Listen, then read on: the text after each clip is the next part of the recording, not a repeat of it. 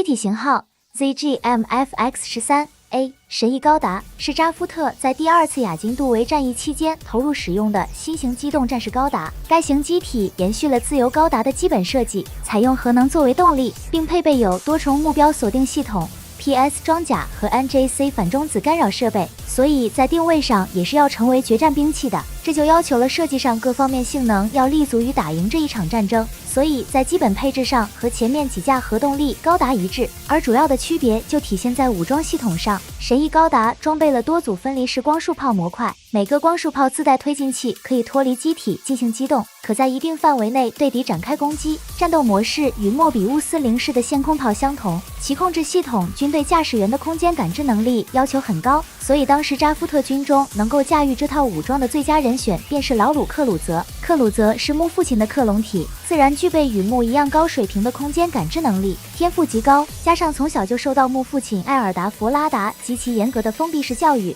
使得自身综合能力十分优异。后来加入到扎夫特军中服役，很快大放异彩，屡立战功。在第1次战争初期的月球战役安迪米翁战斗中，一度创造了连续击破地球联合多达几十架 MA 的记录。这场战役结束以后，很快就晋升白衣高阶军官，并开始拥有属于自己的部队和专属战舰。同时这场战役克鲁泽与木进行了初次交手，双方水平表现不相上下，没有分出胜负，直到地球联合启动独眼巨人系统自毁基地，最终迫使双方不得不停止战斗，就此撤出战场。正如在第2次亚金杜维战役时，克鲁泽驾驶神翼高达展示的那样，由龙骑兵系统控制的光束炮可以不停地变换方位对敌展开攻击，无论是控制范围还是攻击距离，采用无线遥控的龙骑兵系统远比木驾驶的莫比乌斯零式要优秀很多。在中子干扰器的影响下，传统依靠电磁波进行无线遥控的手段将不再发挥作用，而龙骑兵系统使用幻象粒子作为媒介，采用量子通信机制，则可以避免受到中子干扰器的影响，而且操控的精准程度要远高于传统遥控方式，这样机体就可以拉开对手的攻击距离进行作战。然而神翼高达一开始并不是使用龙骑兵系统的作战机型，但自从进攻阿拉斯加约修亚基地受挫后，地球联合已经开始集结宇宙军的兵力，准备进攻扎夫特大本营。同时自由和正义2型高达还接连丢失，落入克莱因派势力手中。在这个背景下，调整了第5架核动力高达的设计方案，将武装变更为刚研制完成的龙骑兵系统。龙骑兵系统最早在勇士高达上装备使用，刚开始还不成熟，还留着缆线连接防止丢失。现在龙骑兵系统已经完成开发，可以投入实战，为克鲁泽驾驶神翼高达铺平了道路。这里需要说明的是，原先神翼高达属于重甲机体，导致没有足够的内部空间来容纳龙骑兵系统的缆线，不得不暴露在机体外边。当然缆线有包裹一层 PS 装甲，防止被击中影响龙骑兵系统运转。然后由龙骑兵系统控制的光束炮模块共有11个，大型圆锥状的光束炮模块设有3座，每个模块共有9个光束输出口。小型光束炮模块设有8座，每个模块共有2个光束输出口，一次齐发，可直接输出高密度的光束攻击，火力足以跟2个机动战士机队相当。一旦被锁定攻击，将从多个角度进行展开，令对手十分难防。由于龙骑兵系统光束炮模块体型较小，速度极快，很难抓住机会直接击破进行反制。而且神翼高达配备有多重目标锁定火控系统，可以在较远的距离外就能使用龙骑兵系统进行攻击，隐蔽性高，突防能力极强。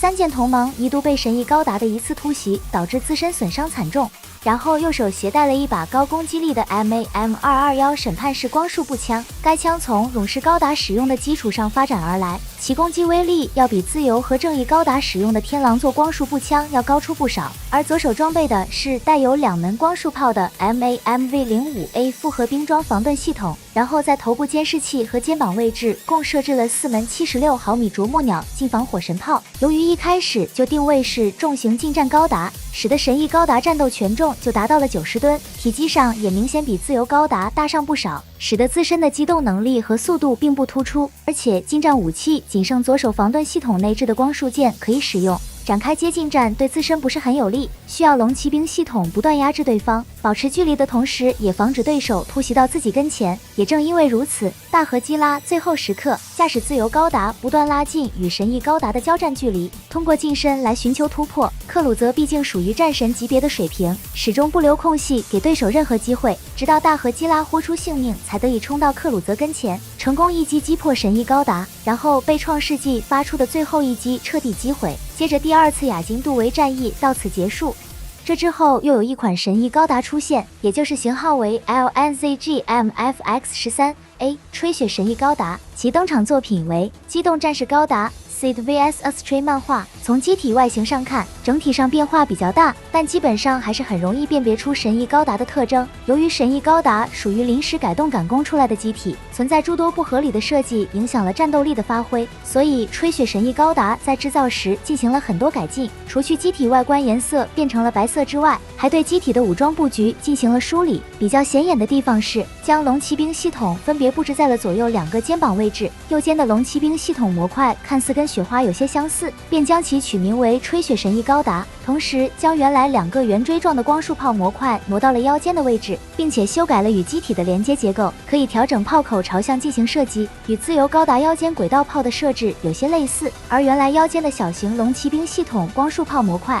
其中4个挪到了左肩的位置上，前后一共有11座龙骑兵系统模块。然后右手携带的枪支挪到了后背上，不再手持使用。有意思的是，还引入了强袭的背包系统，追加了一个背包模块，与光束步枪和原神翼高达的肩甲组合了起来。而且这个背包属于龙骑兵系统控制，也就意味着吹雪神翼高达共有12座龙骑兵系统模块，可以脱离机体与其他龙骑兵系统模块一同出击。不出击时可以直接在后背展开攻击，无需再通过手持进行操作攻击使用。而左手的防盾系统则挪到了左肩上，相关的攻击能力同样没有变化，属于龙骑兵系统以外的副武装。当要开始进行接近战的时候，就会装在左手上伸出光束剑使用。不过吹雪神翼高达并没有处理好接近战的问题，在漫画机动战士高达Seed Destiny Astray B 中，吹雪神翼高达在一场演习里始终被对手漆黑一端高达突袭较近的距离，让龙骑兵系统难以展开进行攻击，使得自身的优势无法得到发挥。当左手装上防盾系统开始近战时，结果反而放大了自己的劣势。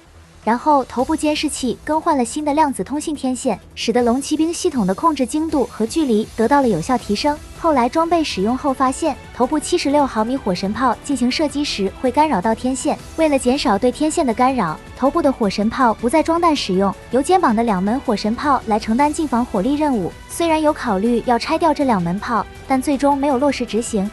特别一提的是，图书馆馆员组织在制造吹雪神翼高达时，对机体骨架和关节部位进行了加强改造，尤其是吹雪神翼高达的装备较多，在重力环境下对腿部和脚部的压力很大。原来的神翼高达同样也有这个问题，不仅机体站不稳，腿部也不具备行进的能力，所以进入重力环境时需要靠推进器一直维持悬停的状态。这样看起来，神翼高达的腿部部件成了装饰，没有什么作用。现在吹雪神翼高达经过改造以后，腿部和脚部均发生了变化，与神翼高达有了明显的区别，倒是胸口露出的缆线没做出修改，还是原来的模样。剩余的配置核动力装置、NJC 反中子干扰设备和 PS 装甲均有装备，机动性能也得到了提升。整体上要略优于神翼高达，但是驾驶门槛仍比较高，需要拥有空间感知能力比较高的人才能够发挥吹雪神翼高达的战斗力，而此类人员十分稀缺且不能通过训练达到，于是使用了一种名为影印人的克隆技术，复制了一批水平高超的驾驶员，而这个影印人就是普雷亚雷腓利。之前在 X Astray 漫画中登场驾驶勇士高达，后来因为自身克隆体的寿命期限已到，不再驾驶勇士高达，并将勇士高达转让给了卡纳德使用。这之后过了几年时间，被神秘组织图书馆馆员以影印人的方式再次复活，但是影印人技术同样也有缺陷，成长和老化速度要更快，所以使得影印人普雷亚看上去要更加的成熟。然后这个名为图书馆馆员的组织，其最早起源便来自马蒂亚斯，原本属于情报组织氏族的成员，后来被驱逐出氏族以后，凭借自身的力量建立了属于自己的情报网络，并与走歪了路线的氏族组织进行对抗。几番斗争后，最终马蒂亚斯与妹妹马蒂斯领导的氏族同归于尽，而自己留下的情报网络和技术资料等各个资产就交给了普雷亚。相传这些资料数据十分庞大，包括各型机动战士开发技术和驾驶员遗传数据均有掌握，连同氏族的情报数据遗产都一并继承。在氏族组织垮台以后，新的组织图书馆馆员代替了氏族，然后由此开启了量产超级战士的计划。还利用掌握的数据生产机动战士给影印人使用。这意味着组织掌握着巨大的力量，都难以用准军事组织性质来形容。普雷亚担心继续发展下去可能会开启战端，其内心仍存有信念，要极力避免战争。虽然自己作为最高司书官，掌管图书馆馆员组织，但并不能直接阻止组织的计划进行，这使得图书馆馆员组织按照着十分独特的价值观和行为逻辑在运作，一边生产影印人和机动战士，另一边要保持克制，不要对外输出战争能力，使得图书馆组织在外界的视角看起来显得十分的矛盾。但是普雷亚寿命支持不了多久，而且影印人不是单纯的战斗机器，不会像士兵那样绝对服从命令行事。例如隆德吉纳萨哈特影印人就直接违反普雷亚的命令，一度驾驶高达出击，向宿敌从云河进行攻击。影印人有太多未知的风险。接着普雷亚开始寻求外界的帮助，于是先找来了马蒂坎这个佣兵来负责协助机动战士的开发，并且为其配备了专用的高达，但不作为正式成员参与其他活动。马蒂坎很快对这个能生产 MS 的组织感到疑虑，而且普雷亚找他似乎别有目的。现在普雷亚已经等不及了，要赶快让外界知道图书馆馆员的存在，然后阻止组织的量产计划。为此下令影印人袭击罗球尔和从云河一行人，还攻击了天之玉柱和火星移民等地方，纵容其他影印人与隆德吉纳萨哈特影印人进行各种内斗，甚至允许影印人将罗球尔等人引到了图书馆馆员基地。可以说普雷亚用尽了各种方式来暗中破坏组织的计划。现在普雷亚见罗球尔等人已经来到组织基地，认为时机已经成熟，便驾驶吹雪神翼高达出击作战，自己就这样一人与罗球尔等人展开了决战。虽然已经抱着必死的决心来进行这场战斗，但是罗球尔认为只要把图书馆馆员组织的数据资料全部破坏掉就可以结束了。正当战斗处于高潮的时候，罗球尔介入了这场战斗，说普雷亚不用以必死的方式，剩下的交给他来解决。但是普雷亚告诉罗球尔，图书馆馆员存储的数据量很庞大，据说占到了世界拥有的1半以上，究竟有多少连自己都并不清楚，要想全部破坏数据并不容易。但是罗非常有自信说，放心交给他，一定能阻止图书馆馆员组织的计划。然后普雷亚便不再说什么，接受了罗球尔的提议。之后罗球尔成功破坏掉了所有数据资料，图书馆馆员的量产最强战士计划终于停止。然后普雷亚和剩下的影印人决定离开地球圈，在回收屋的帮助下前往火星，而他驾驶的吹雪神翼高达在之前的战斗时，卡纳德等人把所有龙骑兵系统模块击毁后，这个吹雪神翼高达便失去了战斗力。普雷亚本来也没有战意，这场战斗不再继续也便到此结束。而这个极具攻击特色的龙骑兵系统并没有停止发展，销声匿迹。第二次亚金杜维战役结束后没多久，搭载改进后龙骑兵系统的机体又再一次出现在了基拉的面前。